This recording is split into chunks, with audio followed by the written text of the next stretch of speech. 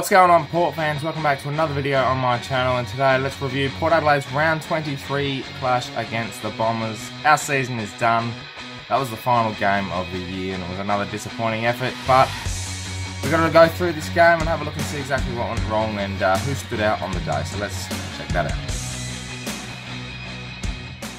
Alrighty, Port fans, just before I get on to the game itself and all that crap that we dished out on the night, I'm going to take you through just a couple of special mentions I want to shout out before I go into it. First of all, to the 39,000 believers that turned up on the night. A lot of people were just pissed off, angry about our result this year, and it's a credit to you. 39,000 is a pretty good effort considering the circumstances and the little glimmer of hope that we had to make the 8. And you guys stood up, turned up in numbers, and the game, the players didn't dish up what we deserve, but it's a credit to you. We are, we're a pretty consistent mob in terms of turning up to games, and a lot of people, say, oh yeah, 35,000, 33,000. It's not a good turnout, but for us as a club, it's a pretty decent effort, and 39k, it's a credit to you. We, beat last year's average of home game numbers, so it's a credit to you to turn up like you did on Friday night. And another special mention to a bloke named Jared Bishop, who come up to me earlier on game day and said that he watches. So a special shout out for you, mate. Thank you very much for the kind words, and really appreciate that. And I hope I didn't stuff up your name, because I'm pretty sure I remembered it. So thank you very much for that. So let's have a look at this game now. First quarter was an absolute disaster, wasn't it? I mean, come on. I'm pretty sure I heard we had a stat of 2 tackles for the quarter. 2 tackles. We ended up down 33 points at quarter time, and we never looked like coming back. There was glimpses of hope in each quarter. The second quarter was our best. We kicked 5 goals, but then in the end, in the last 3 or 4 minutes, we let Essendon kick another 3 goals, so the deficit was still back out to 4 goals. And in the third quarter, we started okay. It was goal for goal early. We looked like maybe if we can just string a bit of momentum together, we might have them here. Then their ruckman went down as well, and it was starting to get okay. We could do this. We could have a little bit of a comeback here, but then Essendon piled on 3 quick goals. It was back out to a 7-goal lead, and in the end, we just drew our way back there. And obviously the last quarter as well. The last quarter was pretty good. We dominated the clearances, dominated the hit-outs, and we started to look like a proper top 4 team, top 8 team. And then, every time that we had a glimmer of hope, 3 goals down with still 7 or 8 minutes to go, and Paddy Ryder goes off or into the forward line, Ollie Wines goes to the bench, and it's stages like that where you just leave the men out there, leave them in the same positions for as long as possible. So then, we don't concede a horribly timed goal, and we're back to 4 goals, and then, we're never going to work our way back, and it's just so unfortunate. And I mean, you look at the first quarter, it just shows we checked out. We just checked out. We did not want to be there. It was a team that knew they weren't going to play finals as much as we had some sort of hope. They knew. They stuffed up. They weren't playing their best footy, and we went into that game and just...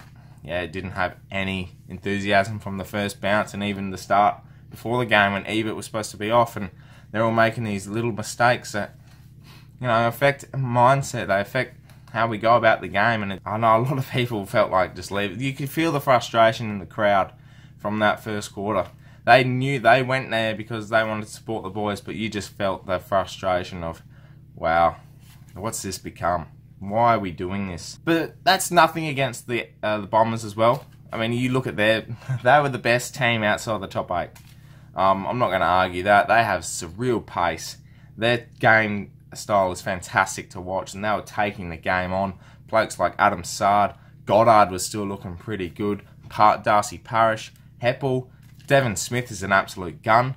I mean, you look at these types of players they've got pushing into the future. They're going to be a sensational bunch of players, and I swear to God, look out for them next year, because they will take a lot of people to the cleaners with that game style, and we couldn't hold off their pace. No way. I mean, we stopped them for periods of time where we looked like, this is how you beat Essendon. You slow down their pace, you continually attack the inside 50s, which we did in the end. We won the inside 50 count 54-50.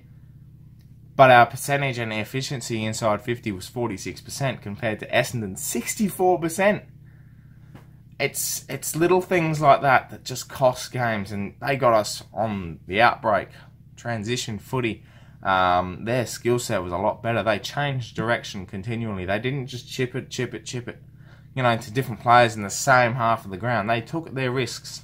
And I don't know if that's maybe to the fact that they have the skill set to do that. Is it our, poorly timed judgment? Are we just not timing it right? We looked a little bit better. Again, they say we keep improving. We did improve on Friday night. I thought, besides the first quarter, we actually probably were the better team. And Essendon just counteracted on our mistakes. But yeah, it's hard to really tell exactly what it is. And we're just going to have to ask so many questions in the off-season now. And we already know that Brendan Lade is gone. He's left back to go to Melbourne for family reasons, and obviously Lindsay Thomas retired yesterday after the SANFL game. And also, I should mention again, Stephen Summerton is a Port Adelaide legend, and a big congratulations to him on a sensational career in the Magpies. He's been a wonderful star for our club, and I wish him all the best for the future. Same with Lindsay as well, who gave us... We gave him one more chance, and he gave us the time, and he's developed some young players. He's given his insight and his experience, so that can't go unnoticed, and we really appreciate Lindsay as well. And speaking of young players, Billy Frampton finally got his debut on Friday night, and look, I was sceptical. I will be honest. I did think maybe, okay, let's have a look at this Billy kid. Let's see how he goes. First quarter, he looked rusty. Second quarter, it's like he slowly eased his way into the game. His first half was not impressionable at all. He kept making, junior mistakes, and things like that just really why people come out and say he's not ready. But then the second half, he took magnificent grabs up forward. He kicked a goal, and he competed. 15 hitouts in the ruck too. I think he had 7 or 8 disposals as well. 5 contested marks. He's a player. He's definitely a player, and I do agree with the fact that if he had more game time earlier in the year, then definitely he would have been ready Friday night, and he would have absolutely torn this game apart, as I know we all know Billy can do with his talent. One more quick thing as well. I just want to touch on, obviously, the captaincy. A lot of people, again, questioning that. And look, to be honest, Boak looks way better in the midfield than he does playing his half-forward role. I know he's probably suited that better this year, given a lot more midfielders opportunities, but when he's in the middle, he does do really well. 25 disposals again, kicked a captain's goal late in the fourth quarter to get us back on track. So not much more I could say about the game. It was just a really topsy-turvy game, and we never really looked out of it, but we never really looked in it, which is true for Adelaide, isn't it? For this time of the year, the last 6 weeks has been quite deplorable. And now our season's done, which is unfortunate, but we move on. Let's have a look at the votes for the game. So the votes, obviously, as we know, for the pair votes, 3 votes for a loss, 5 votes for a win. So 1 vote, Jared Pollock. He has to stay. We have to somehow find the years in the contract, money in the contract, whatever he wants, give it to him. The bloke has to stay, because honestly, he's a gun. 30 disposals, 4 marks, 4 tackles, 718 metres gained. He continually took the game on even when we weren't. He's got that mindset to continually go, and he sets the players, and he's got a great attacking mind. His skills might let us down, his decision making sometimes may let us down, but he's got an attacking mind, and that's what we need in this team at the moment. 2 votes goes to Paddy Ryder, 46 hitouts, dominated. Simple as that in the ruck. He was sensational. 1 goal, 16 disposals as well, and he took 8 marks as a ruckman. He might be injured, but I tell you what, he still dominates the play. 46 hitouts. I know Leuenberger went down in the game, but he was giving us every chance possible to continually come back at Essendon. And 3 votes goes to the Hoff, the man, the myth, the absolute legend of a player with the beard. 5 goals, 20 disposals, 8 marks, best on ground, best and fairest for this year. Mark my words, Justin Westhoff is an absolute gun. He'll sign another contract, and it's going to be great to see him back on the Port Adelaide team next year, where hopefully he continues this great career best form, and yeah, it's great to see Hoffy doing so well. So that's the votes for round 23 for the final time this year. Well, Port fans, that's it. That's my last game review for 2018. Thank you very much for all the support throughout 2018. Season review will come out in about a week's time. And as well, you know, we look at this game, look at this season as a whole and think we had moments. We just didn't take those moments into 4 quarters, and we're crying out for it. So it's up to Hinkley, the new coaches we get in, new players, the new football department. We need to clean out. We need to work through this and hopefully find our best footy for next year. We're not done yet, though. That's Port Adelaide. Thanks for watching, Port fans. Thank you very much for tuning in on Spreaker throughout 2018 as well. Check out the Portress Podcast, 8 PM every Wednesday night. We're going to continually go on until we feel like we need to be done. And also subscribe to the channel if you're new for plenty more Port Adelaide content. On our way to 900 subscribers.